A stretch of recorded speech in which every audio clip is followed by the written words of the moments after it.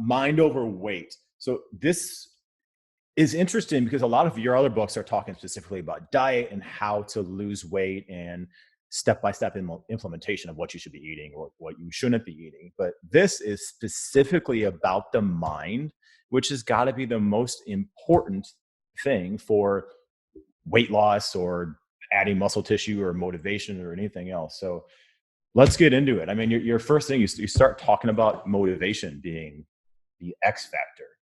How can people find the motivation? Because we get motivated maybe briefly for a day or two, or maybe for an hour, and then we lose that motivation.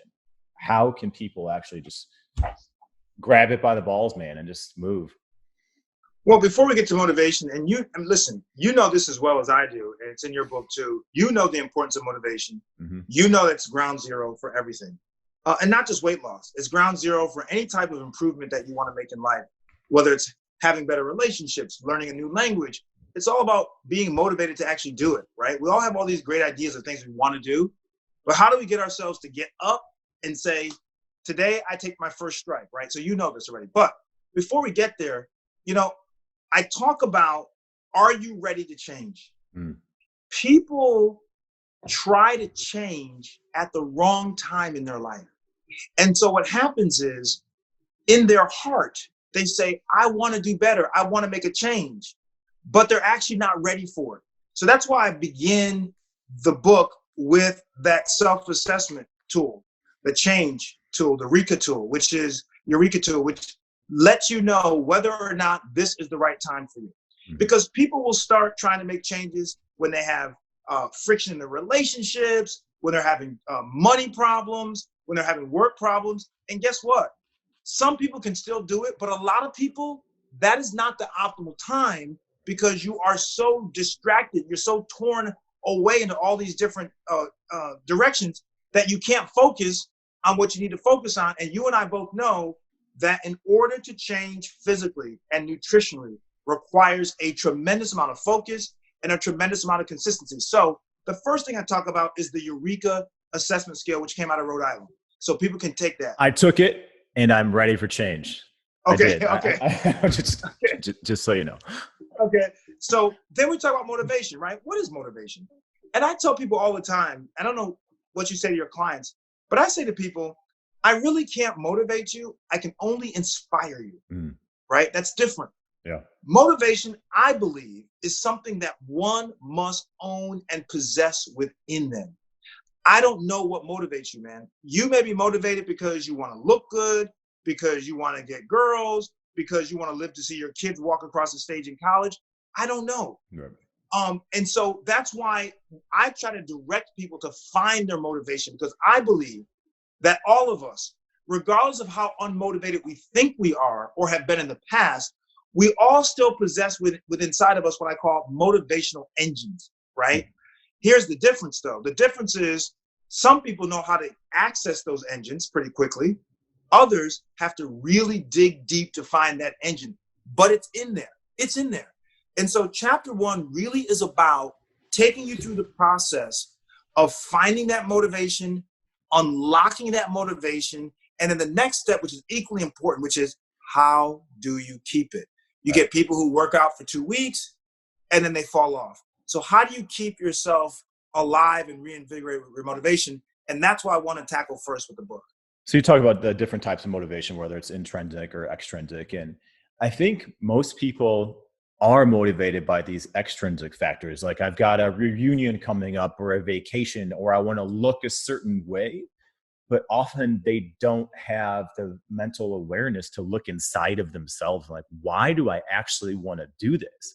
I mean, if you look at all these different, and obviously TV shows, we've got to take them for what they will. And you've been on a bunch of TV shows, but often, even like Revenge Body with Khloe Kardashian, often at the end, it wasn't about getting revenge on whatever person. Like, wow, I found myself. Or I always wanted to, I know there was one where it was like a gay guy never came out to his father. He's like, I realized it wasn't about my dad. It was about me and all those sorts of stuff. So often people find this after they reach a certain goal. But look, you even mentioned in there, like a lot of people have the means for personal trainers and all this sort of stuff. But if you have this all the time, and we were talking in the pre-interview, like if HBO calls me up to train an actor or something, their motivation is $15 million plus I'm coming in, I'm literally showing up at their doorstep. I'm training them a couple times a day. I've got them a private chef. The food is showing up. So their motivation is $15 million plus me showing up and training them and giving everything else. But most people don't have those means. So how can you actually find that within yourself? Yeah. So let me get my copy of the book here. So let me, just for the listeners, you mentioned extrinsic and intrinsic motivators. So basically external and internal. Yep. And an external motivator is that you're motivated by something that's outside of you. For example, you're motivated because you want to walk and look great on a beach in Jamaica and you want people to look at you. That's an external motivator. An internal motivator would be something like, I love to read history books because it makes me feel good and informed of reading and learning. I love to learn. So it's an internal thing. I'm motivated because I like to learn. It's not like I need to learn because I'm taking a test. That would be, once again, that's external.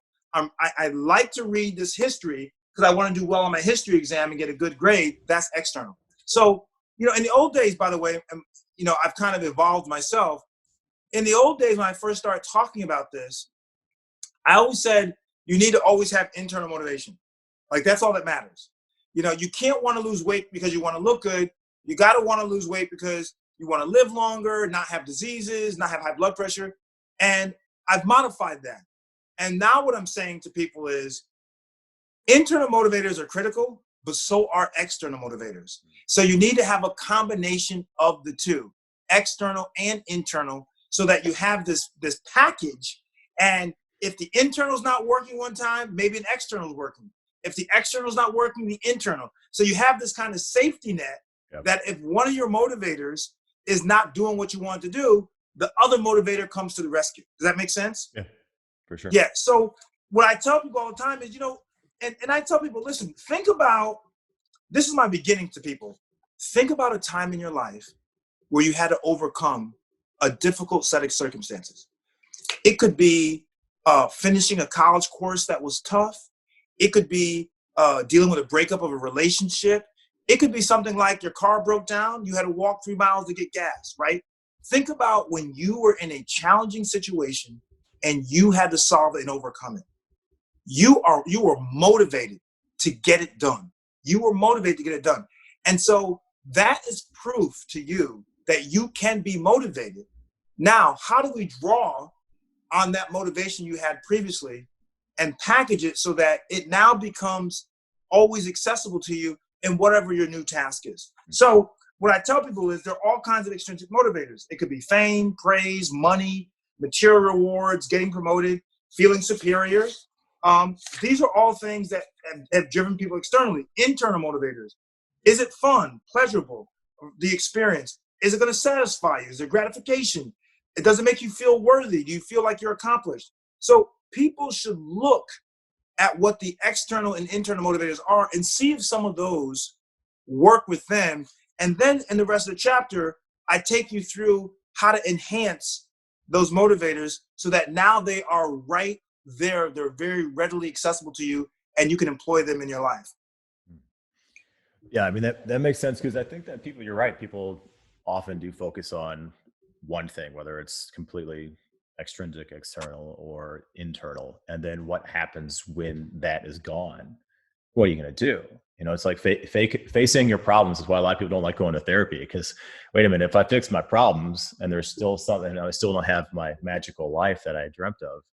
I really got to face reality here. So it makes a lot of sense that you've got to just kind of dabble in both here. And Joe, can I say this? For example, you have trained very successfully, very famous actors, but then they reach this body that they're looking for, and all of a sudden they fall off.